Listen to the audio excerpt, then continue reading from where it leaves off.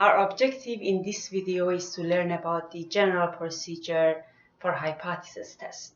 Hypothesis test has 8 steps, as you can see here, and I'm going to go through all of these steps like one by one. The first step is that from the problem context, we want to identify what's the parameter of interest. What's the parameter in our population that we are looking to find out? For example, it can be mean, it can be variance, or our standard deviation, it can be proportion. So that's the parameter of interest. The second step is that we want to state our null hypothesis. For example, we want to say that our null hypothesis is that our mu, which is the mean of the population, is equal to the mu null. We're going to work on an example on this together. So the third step is that we want to specify an appropriate alternative hypothesis. So we want to know, for example, if we are working with the two-sided test, our alternative hypothesis is going to be mu is not equal to the mu null. And then we want to choose a significance level as alpha.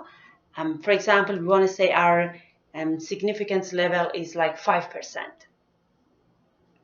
Step number 5 here, we want to determine an appropriate test statistic. So depending on our parameter of interest, we are gonna choose our test statistics. The next step is that we want to state the rejection region for the statistic that we have. So we want to know that what's going to be the rejection area in our problem, like in the problem that we are working on. Step number 7 is that we want to is the computation. So we want to compute any necessary sample quantities, and we substitute those ones into the equation for the test statistics. So test statistic, as I said, depending on that, what's the parameter of interest and which category we are working on, this one is going to change. For example, if our parameter of interest is mu, the test statistic that we are working on is going to be z equal to x bar minus mu divided by the sigma over square root of n. So when you think about it, I need to find out x bar from our sample, right? I need to know what's the number of the data points that I have in my sample to find out the amount for this test statistics. So all these computation part, we are going to do that on step 7. On step 8 is the last step when we decide whether or not we are going to decide on the null hypothesis. So we want to see that whether or not the null hypothesis should be rejected, and then we are going to report that in our problem context from the problem that we had. So let's work on the first category together. So the first category, we said that is the time that when our parameter of interest is mu. When I say mu, it's the mean of the population, right? When we say x bar is the mean of our sample. So here is like the parameter of interest. My parameter of interest is mu. The first category, our parameter of interest is mu, and we know the variance of our population. So we would say mu and sigma 2 is known. So we know the variance and a standard deviation of our population. So that's going to be my parameter of interest of the first category. So the second one, the second step is that state the null hypothesis. So we said that for the null hypothesis, right? Null means no effect. It's like that. It's what you are looking for. So we want to have our, let's say I have a cell phone somewhere, or let's see something, what do I have here? say this perfect, right? So, and then I want to know that what's going to be my, let's assume that this length is 6 centimeters or like 8 centimeters, let's say. And then I would say that my mu is that I want this length to be 8 centimeters. So I would say my mu for the null hypothesis, mu is equal to that 8 centimeter. That mu, we call it mu null. Okay? And then the third one is the alternative hypothesis. And for alternative hypothesis, if it's two-sided, we would say that mu is not equal to mu null. If it was one-sided, like the time that we are interested to have our in the, let's say, on distillation column, we want to know the pressure or the temperature. So sometimes it happens that we are interested to know that our pressure is not greater than some number because we are going to have explosion. In those cases, we would work with one-sided test.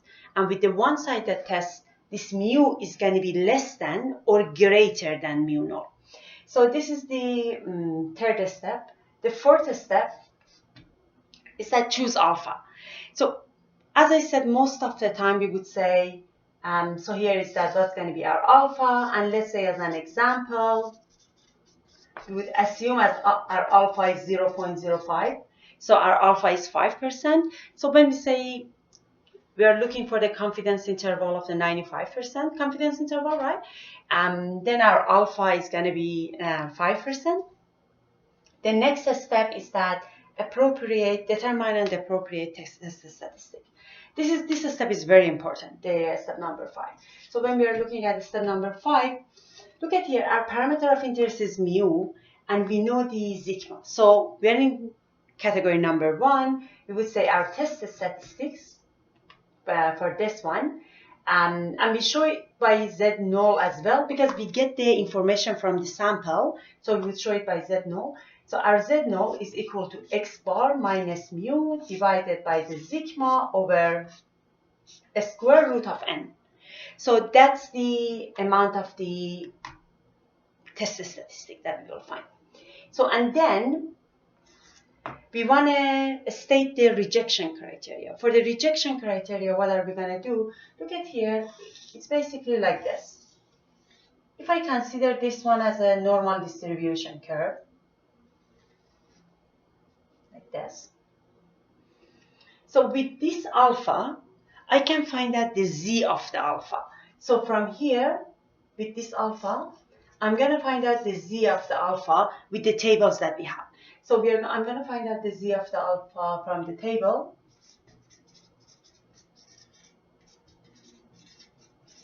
Right? So let's say here is half of the alpha. It's two-sided. We assume that this one is on two-sided, so half of the alpha. So here is going to be z for the half of the alpha, and here z at the half of the alpha. Right? So I have this like the z of half of the alpha here. This area, so and we said that this area is the area that we are looking for to have our mu in it. So this one is going to be my like H null criteria. So H null region, based on these criteria. So whatever I have here, these regions is going to be my rejection criteria. So what I'm going to say, I would say that the z that I find out from the test statistic, I will compare it with the z with the for the alpha, and then if it was like larger, because 0 is here, right? So if z from the z null, if it puts me somewhere here, so I'm in the rejection area. So here is that we are gonna work on the rejection region. Right, so this area and this area, it's my rejection region. And then number 7 is that we are going to calculate all the computation that we have. Meaning that I'm going to find out my x bar, I'm going to see that what's my n. So I will find out the value for this z null, right? And even for finding out this the value of this Z null, I would need to go to my sample and find out the X bar or the mean of the sample. Next, then number 8 is that we want to make a conclusion. So for the conclusion, it's like this. We are going to compare Z null with Z of the alpha, right? And then we are going to make our conclusion. We would say that if we were here and here, we would reject the null hypothesis, which is mu is equal to mu null, right?